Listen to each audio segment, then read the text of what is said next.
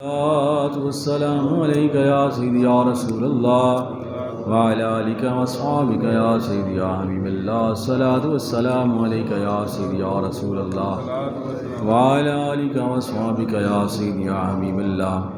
حضرات محترم، اللہ تعالیٰ کا لاکھ لاکھ شکر ہے جس کے فضل و کرم سے میں آپ سب جمعۃ المبارک کی ان پاکیزہ گھڑیوں میں حاضر ہیں. اللہ تعالیٰ میری آپ سب کی حاضری قبول فرمائے، جو سنے سنائے اس پر ہم سب کو عمل کرنے کی توفیق عطا فرمائے. جیسا کہ آپ جانتے ہیں کہ ماہ شعبان یہ ہم سے رخصت ہو رہا ہے اور انشاءاللہ چند دنوں کے بعد جمعرات یا جمعہ اگلا جو ہے یہ رمضان پاک کا آغاز ہو جائے گا انشاءاللہ تعالی.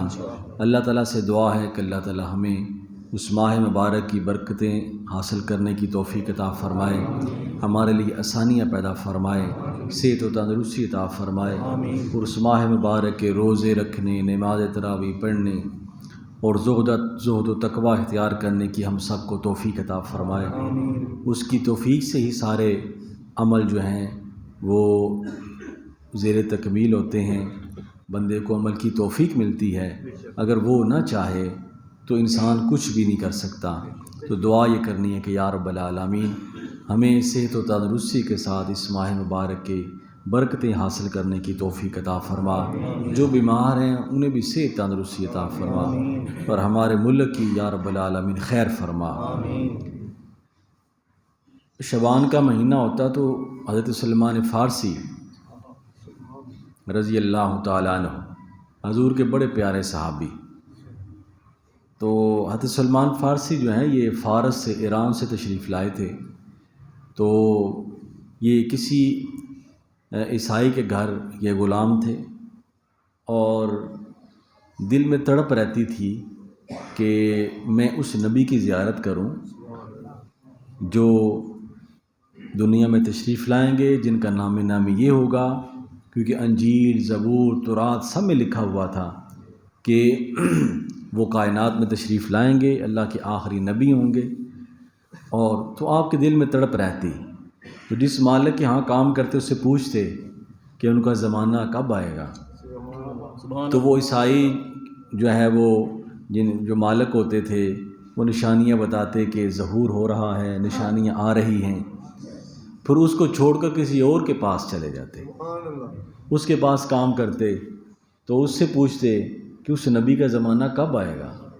تو کسی ایک عیسائی مالک کے پاس کام کر رہے تھے تو اس نے کہا کہ ایسا کرو کہ وہ نشانیاں کا ظہور ہو چکا ہے اور وہ نبی جو ہے وہ مکہ میں جو ہے وہ انہوں نے اعلان نبوت فرما دیا ہے.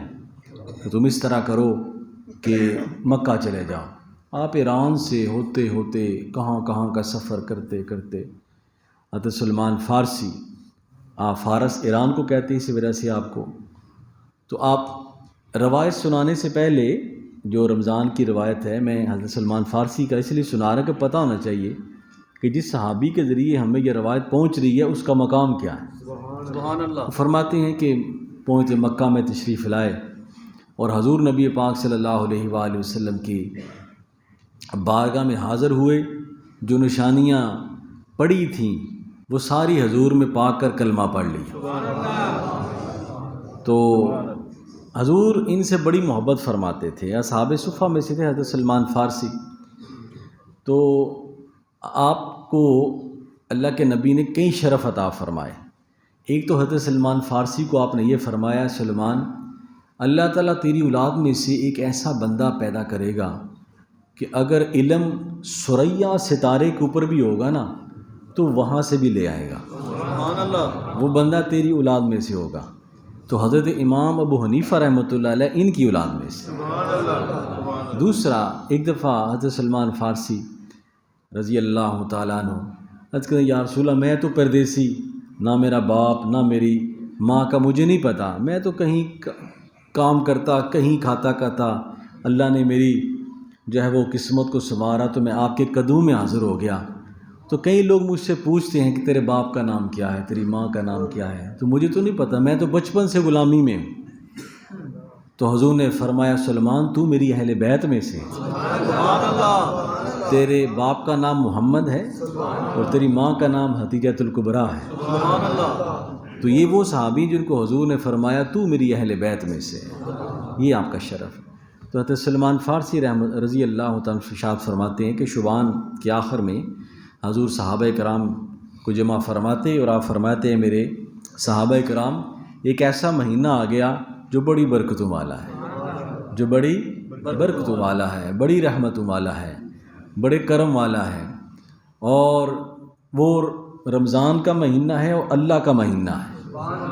وہ مہینہ ہے کہ اولہ رحمتن، اس کا پہلا عشرہ جو ہے وہ رحمت والا ہے، سبحان اللہ، وَأَوْسَطُهَا مَغْفِرَةٌ، اور اس کا درمیانی عشرہ وہ مغفرت کا عشرہ ہے، سبحان اللہ، وَآخِرُهُ عِتْقٌ مِّنَ النَّارِ، اور اس کا آخری عشرہ جہنم سے آزادی کا عشرہ ہے۔ سبحان اللہ، وہ مہینہ آ رہا ہے، یعنی حضور اس قدر فضائل فرماتے، پھر آپ نے فرمایا وہ مہینہ آ رہا ہے کہ جس میں بندہ کوئی نفل پڑھے تو فرض کا ثواب، اور اگر کوئی فرض پڑھے تو 70 فرضوں کا ثواب۔ سبحان اللہ، اب آپ کاؤنٹ کر لیں کہ صبح کے 2 فرض ہیں تو 70 سے ضرب دے لیں، کتنے ہو گئے؟ 140 فرض۔ اس طرح ظہر کے 4 فرض ہیں، 70 سے ضرب دے لیں، عصر کے تو کتنے ہی اللہ تعالیٰ مہربانی فرما دیتے ہیں۔ تو فرمایا فرضوں کا ثواب 70 فرضوں کے برابر ملتا ہے۔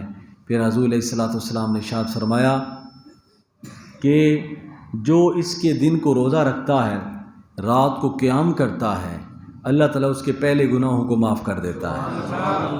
یہ وہ مہینہ آ رہا ہے، چونکہ حدیث پاک طویل ہے، میں آپ کو سارا مفہوم اس کا سنا رہا ہوں۔ فرمایا وہ مہینہ آ رہا ہے کہ جس میں فتحت ابواب الجنت، جنت کے دروازے کھول دیے جاتے ہیں، وسلسلۃ الابواب جہنم، وغلقت ابواب جہنم، اور جہنم کے دروازے بند کر دیے جاتے ہیں، یعنی رحمت اپنے عروج پر چلی جاتی ہے، رحمت اپنے عروج پر چلی جاتی ہے۔ دیکھیں پتہ نہیں زمانہ کہاں سے چلا ہے، کہاں تک چلتا ہے، یہ اللہ کو پتہ ہے، لیکن اللہ تعالیٰ نے اپنی رحمت کے پیمانوں کو بدلا نہیں ہے، وہ اسی طرح رحمت برس رہی ہے۔ ہم نے اپنے پیمانوں کو بدل لیا ہے، ہم اونچ نیچ کا شکار ہو گئے ہیں، ہم نے اپنی جانوں پر ظلم کیا ہے، ہم نے جو ہے وہ لوگوں کا جینا 2 بار کیا ہے، لیکن رب کی رحمت اسی طرح برس رہی ہے، اس نے کمی نہیں کی۔ رمضان آتا ہے تو وہی رحمتیں اور برکتیں، اگر کوئی خاص دن آتے ہیں وہی رحمتیں اور برکتیں، اس سے مانگتے ہو تو وہی کرم اور وہی رحمتیں اور برکتیں ہیں۔ صرف ہے ہمیں مانگنے کا ڈھنگ بھول گیا ہے، ہمیں پڑھنے پڑھانے کا ڈھنگ بھول گیا ہے، ہم منزل سے جو ہے وہ ہٹ چکے ہیں، اس وجہ سے ہم پستی کا شکار ہیں، ورنہ اللہ تعالیٰ کی رحمت۔ دیکھیں یہ لوگ کہتے ہیں او زمانہ نہیں رہا، یہ کیا بات ہوئی؟ یہ تو کوئی بات نہیں، سورج اسی طرح چل رہا ہے، چاند اسی طرح ہے، دن اور رات اسی طرح ہے، سارے معاملات اسی طرح ہیں، زمانہ ویسے ہی ہے، وقت ویسے ہی ہے، ہم ویسے نہیں رہے۔ ہم نے وہ اپنی روایات اور اپنی اخلاقیات، اپنے معاملات، چاہے وہ اللہ کے ساتھ ہوں چاہے بندوں کے ساتھ ہوں، ان سے ہم پیچھے ہٹ گئے ہیں، جس کی وجہ سے ہم برکتوں سے محروم ہو گئے۔ تو بہرحال اگر ہم اپنا پیمانہ درست کر لیں تو پھر آج بھی ہو گر ابراہیم جیسا ایمان پیدا، آگ کر سکتی ہے انداز گلستان پیدا، آج بھی وہی کفیت ہو سکتی، آج بھی وہی معاملات۔ پہلے کیا کرتے تھے تو خیر پڑتی تھی، اب کیا نہیں کرتے تو محروم ہے، ہم نے یہ سوچنا ہے۔ تو فرمایا میرے صحابہ یہ جہنم کے دروازے بند ہو جاتے ہیں اور رحمت کے دروازے کھول دیے جاتے ہیں، اللہ تعالیٰ کرم ہی کرم فرماتے ہیں، بخشش ہی بخشش فرماتے ہیں۔ تو فرمایا اے سلمان فارسی، اے میرے صحابہ کرام، یہ مہینہ آ رہا ہے اور اللہ تعالیٰ روزے دار کو اس قدر عنایات اور اس پر اتنا کرم فرماتے ہیں کہ اس کے منہ کی بو کو خوشبو میں تبدیل کر دیا جاتا ہے۔ بظاہر اس کے منہ سے بدبو آتی ہے کھانے کی وجہ سے، کہ نہ کھانے کی وجہ سے، بھوک کی وجہ سے، پیاس کی وجہ سے، لیکن اللہ تعالیٰ نے ارشاد فرمایا اطیب من ریح المسک، اللہ تعالیٰ کے نزدیک وہ کستوری سے زیادہ بھی خوشبودار ہے۔ تو یہ مہینہ جو رمضان پاک کا مہینہ ہے، اس میں بیس جو اللہ تعالیٰ نے بتائی ہے کہ اللہ تعالیٰ نے رمضان کے روزے 29 سے 30 فرض کیوں کیے گئے ہیں۔ قرآن پاک اللہ تعالیٰ ارشاد فرماتے ہیں یا ایھا الذین آمنوا، اے ایمان والو، کتب علیکم الصیام، کما کتب علی الذین من قبلکم، کہ روزے تم پر فرض کیے گئے جیسے تم سے پہلی قوموں پر فرض کیے گئے۔ یہاں یہ بات جان لیں کہ پہلی قوموں پر بھی روزے تھے، ہم پر بھی روزے ہیں، لیکن فرق ہے۔ پہلی جو قوموں پر روزے تھے ان میں بہت ساری چیزیں نہیں تھیں جو اللہ نے حضور کے صدقے ہمیں عطا فرمائی۔ یہ سمجھ آئی؟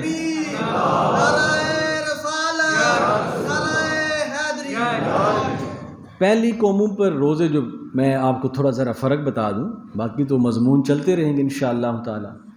پہلی قوم پر جو روزے تھے اس میں سحری نہیں تھی، بغیر سحری کے لمبے روزے۔ تو ہم تو کمزور لوگ ہیں، تو لمبے روزے ہوتے تھے، لیکن حضور نے فرمایا سحری کیا کرو، فَإِنَّ فِي السَّحُورِ بَرَکَةٌ، سحری کرنے میں میری امت کے لیے برکت ہے۔ یہ رحمت ہے کہ نہیں ہے؟ ہیں جی، سحری کرنا، اور پھر حضور نے فرمایا اس میں برکت بھی ہے۔ پتہ کمزور لوگ ہیں، اس امت کے بعد کوئی امت نہیں ہے، تو حضور نے اللہ تعالیٰ سے یہ کرم مانگ لیا کہ یا اللہ جو میرے زمانے کا رمضان ہے اس میں سحری رکھ دے۔ اللہ نے کرم فرما دیا، سحری آ گئی، ورنہ وہ مالک ہے، وہ کہتا ہے نہیں سارے برابر، لیکن اللہ تعالیٰ نے نبی اور رسولوں میں بھی فرق رکھا ہے۔ ہر رسول اور نبی میں فرق ہے، مرتبے میں فرق ہے، اور حضور کی شان سب سے بلند ہے۔ سبحان اللہ۔ تو فرمایا سحری نہیں تھی پہلے قوموں کے روزے میں، اے محبوب ہم نے آپ کو سحری عطا فرما دی۔ سبحان اللہ۔ سحری کرنے میں برکت ہے۔ اور پھر جو یہ ہمارے روزے ہیں اس میں پہلا عشرہ رحمت کا، دوسرا عشرہ مغفرت کا، تیسرا عشرہ جہنم سے آزادی کا، پہلی قوموں کے روزوں میں یہ لیول نہیں تھا، یہ لیول نہیں تھا، یہ چیز نہیں تھی۔ رکھا ہے تو ثواب ملے گا، ثواب ملے گا، ثواب تھا، لیکن یہ معیار نہیں تھا، روزے بھی اتنے نہیں تھے۔ اور تیسری بات کہ پہلی قوموں کی جو روزے تھے اس میں کوئی لیلۃ القدر نہیں تھی۔ حضور نے کی برکت سے قرآن پاک کا نزول رمضان میں ہوا، جس رات کو ہوا وہ لیلۃ القدر بن گئی۔ اور چوتھا شرف یہ ہے رمضان جو اللہ نے حضور کے صدقے ہمیں عطا فرمایا ہے، وہ یہ ہے کہ پہلی قوموں میں ایک رات کا ثواب ایک ہی ہوتا تھا، ہیں جی، لیکن یہاں لیلۃ القدر کا ثواب کیا ہے؟ لیلۃ القدر خیر من الف شہر، کہ جو تمہیں لیلۃ القدر عطا کی گئی ہے، جس رات اللہ نے قرآن پاک کا نزول فرمایا حضور کے سینہ اقدس پر، وہ لیلۃ القدر 1000 مہینے سے بہتر ہے۔ سبحان اللہ۔ حضور کے ایک صحابی تو نے کہ یا رسول اللہ ہم نے پڑھا ہے کہ پہلی قوموں میں ایک بندہ تھا جو رات کو جاگتا، دن کو روزہ رکھتا، جہاد کرتا، اور کئی سال تک وہ جہاد کرتا، 1000 مہینے تک اس نے جہاد کیا۔ تو یا اللہ یا رسول اللہ ہماری تو عمریں اتنی نہیں ہوں گی، وہ اتنا کام ہم کیسے؟ تو حضور نے فرمایا اللہ تعالیٰ تمہیں لیلۃ القدر عطا کی ہے، اور لیلۃ القدر کی جو ایک رات پالے گا وہ 1000 مہینے سے بہتر ہے۔ ہمیں نا موج میں رکھا ہے اللہ تعالیٰ نے، اسی ہم ہی اوکھے پہ انہیں اللہ نے ہمیں موج میں رکھا ہے، سہولت میں رکھا ہے، زیادہ ثواب میں رکھا ہے۔ حضور نے فرمایا پہلی قومیں، بعض قوموں کو فجر سے لے کر ظہر تک کا وقت دیا گیا، اور بعض قوموں کو ظہر سے لے کر عصر تک کا وقت دیا گیا، اور میری قوم میری امت کو عصر سے لے کر مغرب تک، یعنی یہ عمروں کا حساب ہے نا، تھوڑی عمریں ہیں۔ حضور نے فرمایا میری امت کے اکثر لوگ 60 سال کے ہو کے فوت ہو جائیں گے، 70 سال کے، کوئی 80 90 100 تک جائے گا، تو تھوڑی عمریں ہیں، لیکن اجر پہلی قوموں سے زیادہ ہے۔ اس کی وجہ پتہ کیا ہے؟ یہ اجر ہماری وجہ سے زیادہ نہیں بن گیا، یہ اجر حضور کی وجہ سے ہیں جی، یہ حضور کی نسبت کی وجہ سے یہ اجر زیادہ ہو گیا ہے، کیونکہ ہماری نسبت حضور کے ساتھ ہے نا۔ تو فرمایا چاہے کیسے بھی ہیں تو لیلۃ القدر کو پا لیں گے تو 1000 مہینے سے بہتر، تو کیوں نہ نبی پر ہر وقت درود و سلام پڑھیں، ہیں جی۔ تو یہ حضور کی نسبت کی وجہ سے ہمیں لیلۃ القدر ملی۔ تو پہلی قوموں میں لیلۃ القدر نہیں تھی، اللہ تعالیٰ نے ہمیں یہ لیلۃ القدر عطا فرما دی۔ پھر نماز تراویح کا تصور نہیں تھا، پہلے 2 ہی نمازیں ہوتی تھیں، ہمیں اللہ تعالیٰ نے 5 نمازیں عطا فرمائیں، اور یہ بھی تصور نہیں تھا کہ فرض پڑھو گے تو 70 فرضوں کا ثواب، فرض پڑھو گے تو فرض ہی، نفل پڑھو گے تو نفل ہی. لیکن ہمارا کیا ہے، نفل پڑھو تو فرض کا ثواب، فرض پڑھو گے تو 70 فرضوں کا ثواب. نسبت مصطفیٰ کی وجہ سے، حضور کی نسبت کی وجہ سے اجر و ثواب بڑھا دیا گیا، نعمتیں بڑھا دی گئیں، کرم بڑھا دیا گیا.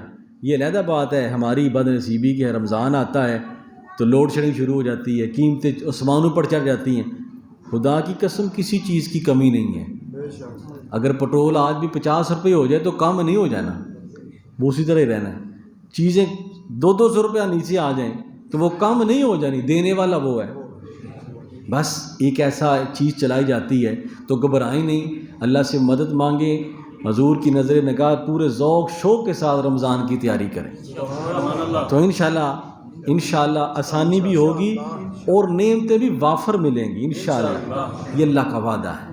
ہمارا تو ایمان ہے، خود بھی کھائیں دوسروں کو بھی کھلائیں، افطاری پہ بھی جائیں افطاری بھی کرائیں، دل زندہ ہونا چاہیے. حضرت جبرائیل علیہ السلام نے فرمایا کہ میں نے حضور علیہ السلام کو رمضان کے قریب میں نے 2 صورتیں بڑی عجیب دیکھی ہیں. پوچھا کہ جبریل کیا؟ حدیث پاک میں ہے. فرمایا ایک تو آپ کی صفت میں نے یہ دیکھی کہ صحاوت اس طرح کرتے جس طرح آندھی چلتی ہے. آندھی چلتی ہے تو صحاوت اس طرح فرماتے، اور رمضان کی تیاری اس طرح فرماتے جس طرح کو مسافر شدہ میں ازارہ، جس طرح مسافر جانے سے پہلے نا کوئی اپنی شلوار جو ہے وہ ٹائٹ کرتا ہے، کہیں جانا ہو اپنا تیمر ٹائٹ کرتا ہے کہ میں نے جانا ہے کہیں، اپنا کس لیتا ہے کوئی سفر پر کوئی جہاد پر. تو فرمایا حضور رمضان کی تیاری اس طرح فرماتے تھے. سبحان اللہ. اس دونوں چیزوں کو خیال رکھیں، جتنی آپ میں استطاعت ہے تو رمضان پاک ہے اس طرح ایک ماحول بنائیں. اللہ تعالیٰ بھی دیکھتا ہے نا، پالن ہار تو وہ ہے، وہ دیکھتا ہے، مسبب الاسباب ہے. تو پہلی قوموں میں یہ بھی بہار نہیں تھی نماز تراویح کی، اور 70 فرضوں کا ثواب یہ بھی نہیں تھا. پھر حضور نبی پاک صلی اللہ علیہ وآلہ وسلم فرمایا رمضان کی ہر گھڑی میں دعا قبول ہوتی ہے. سبحان اللہ. ہر گھڑی میں جب بھی مانگیں. اور رمضان میں ایک یہ بھی فائدہ ہوتا ہے، تہجد بعض اوقات نہیں ملتی، مجھے نہیں ملتی، آپ کو نہیں ملتی، بندہ سو جاتا ہے، 5 نمازیں ملتی ہیں. لیکن رمضان کا ایک تحفہ یہ بھی، آپ سحری ٹائم اٹھیں 4-6 نفل نماز تہجد مل جاتی ہے. وہ تہجد پڑھیں، اپنے لیے خیر مانگیں، اپنے بال بچے کی خیر مانگیں، رمضان کی برکتیں حاصل کریں. تہجد نہ چھوڑیں، کم از کم 3 نہیں تو 1 قرآن پاک ختم کریں. میں ہمارے بزرگوں کا طریقہ یہ ہوتا تھا کہ پہلے عشرے میں 1 قرآن، پھر دوسرا، پھر تیسرا، 3 قرآن پاک پڑھتے. 1 قرآن پاک نماز تراویح میں سنا جاتا، اور 1 قرآن پاک نماز شبینہ. یہ 5 قرآن پاک. یہ آسان ہے، بندہ تراویح ذوق شوق کے ساتھ پڑھتا ہے. پھر شبینہ ہے وہ پڑھیں. جوان بندے کو تھکاوٹ سے کیا، یہ بوڑھوں کے لیے چھٹی ہے، ان کے لیے سہولت ہے، بیماروں کے لیے، بوڑھوں کے لیے، جس طرح وہ چاہیں، جس طرح ان کے لیے آسانی ہے وہ کر سکتے ہیں. جو جوان بندے ہیں جب تک اللہ نے صحت دی ہے روزے بھی رکھیں. روزے رکھنا ویسے بھی صحت ہے، اگر غور کرے تو ویسے بھی سارا سال بندہ یہ فضول چیزیں کھا کھا کے اپنے معدے خراب کر بیٹھا ہے. حالانکہ بظاہر بھوک ہے لیکن دونوں وقت میں اعلیٰ کھانا ملتا ہے، اعلیٰ کھانا ملتا ہے. تو آپ اس چیز کا اہتمام کریں.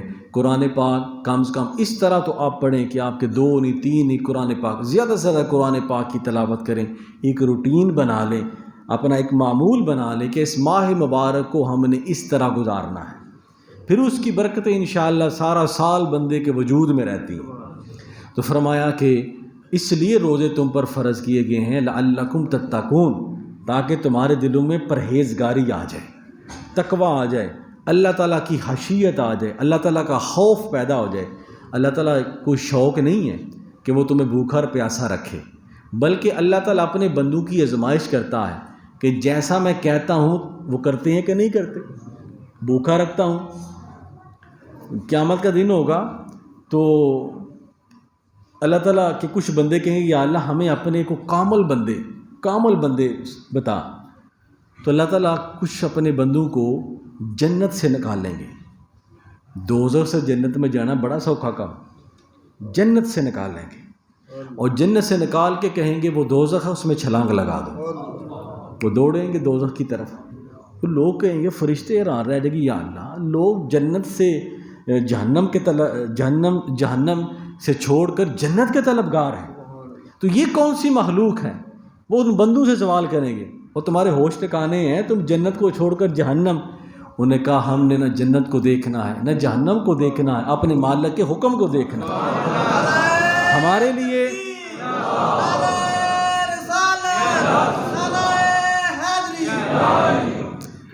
جی سونا میرے دکھ وچ راضی تے سکھ نو چلے پاؤں، ہیں جی ایسے ہی شعر ہے جی. وہ دکھ میں راضی ہے تو ہم نے سکھ کو کیا کرنا ہے؟